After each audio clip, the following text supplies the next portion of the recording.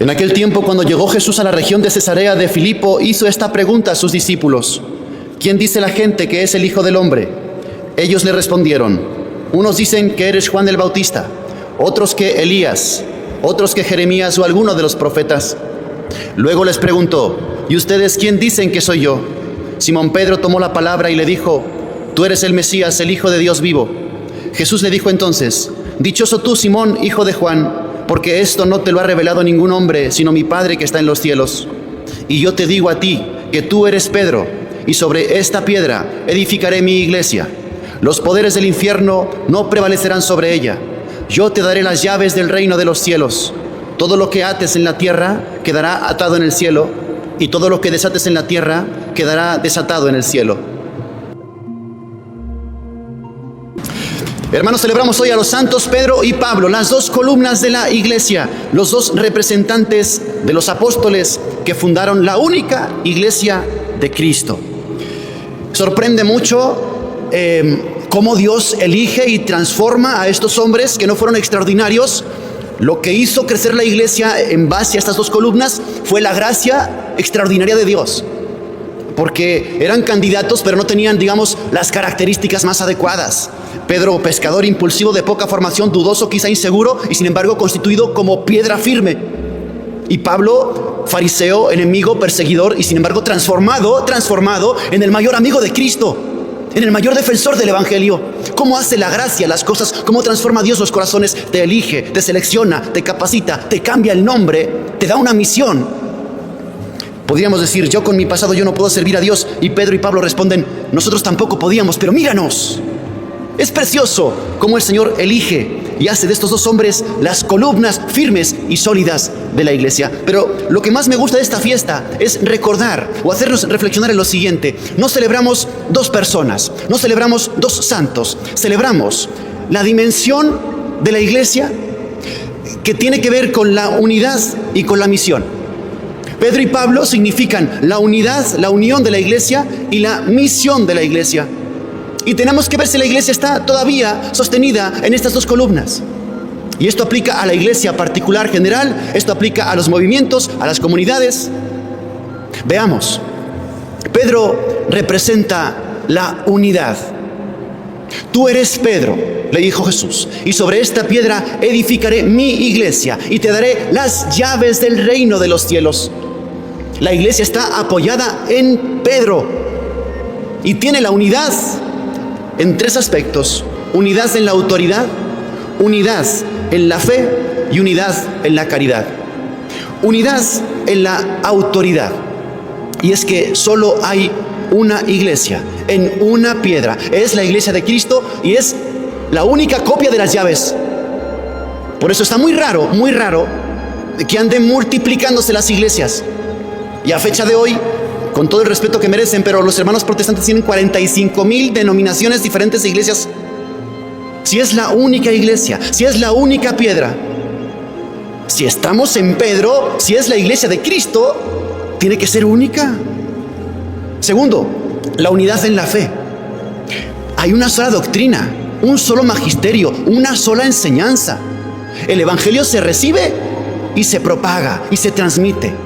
No nos inventamos el evangelio, no seleccionamos las páginas del evangelio, no amoldamos el evangelio, no adaptamos el evangelio. Es el evangelio en la unidad. Unidad en la autoridad, la única piedra, la única llave. Unidad en el magisterio, la única enseñanza. Y unidad en la caridad. Porque de nada sirve mantener el mismo credo si falta el amor. En esto sabrán que son mis discípulos, en que se aman los unos a los otros como yo los he amado. No es simplemente que uno es cristiano porque comparte ideas. La fe sin obras está muerta, y si no hay caridad, estamos fuera de la iglesia de Cristo. Una iglesia dividida pierde credibilidad, porque anuncia al Dios del amor mientras sus miembros se devoran unos a otros. Eso no es la iglesia de Cristo, eso no es la iglesia de Pedro. Entonces, la iglesia en la unidad de la autoridad, de la fe y de la caridad. Y además, la otra dimensión, te decía, Pablo. Pablo es la expansión, Pablo es la evangelización, Pablo es la apertura. Porque Pablo descubre a Cristo y Pablo recorre kilómetros y es apedreado y es golpeado y no le importa, porque quiere que todos los hombres se salven. ¿Y cómo van a creer si no se les anuncia? Ay de mí si no evangelizo, decía él. Por eso, la iglesia de Cristo, que es también la iglesia de Pablo, es una iglesia que evangeliza, que está abierta. Por eso hay dos peligros: la vergüenza y el sectarismo.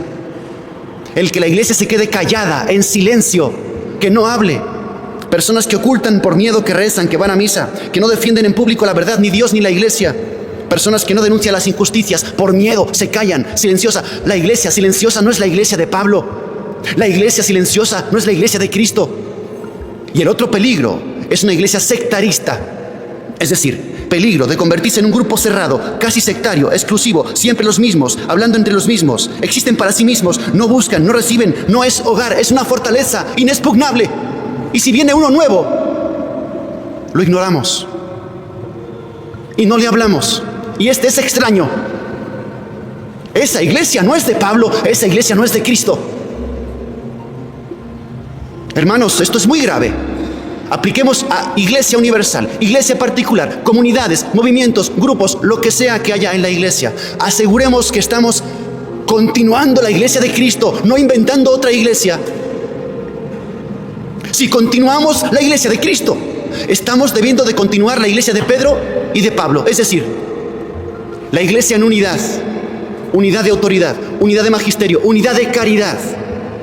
Y la iglesia de Pablo, que no es sectarista, que no es exclusiva, que es expansiva, que es evangélica, que invita, que atrae, que es hogar, que no es fortaleza. Una iglesia dividida, una iglesia desunida, una iglesia silenciosa, una iglesia encerrada, no es la iglesia de Pablo, no es la iglesia de Pedro, no es la iglesia de Cristo. Y atentos, porque fuera de la iglesia no hay salvación. Si estamos construyendo en nuestro pequeño grupo o en nuestra pequeña parroquia una iglesia que no se acomoda a la iglesia original de Cristo, que es la de Pedro y que es la de Pablo, posiblemente estamos fuera de la iglesia y fuera de la salvación. Hagamos un examen profundo. ¿Cómo son nuestros movimientos? ¿Cómo son nuestras comunidades? ¿Cómo son nuestras parroquias? La unidad y la misión. En Pedro, la unidad. Una autoridad, una misma fe, una misma doctrina. No inventamos el evangelio y sobre todo la caridad que nos une. Y la iglesia en Pablo, misión, apertura, evangelización, abrir, invitar. Que la Madre de Dios, la Virgen Santísima, la Reina de la Iglesia, nos ayude a seguir afianzados, establecidos en la única piedra, con las únicas llaves, en la única iglesia, que es la de Cristo, que es la de Pedro, que es la de Pablo. Que así sea.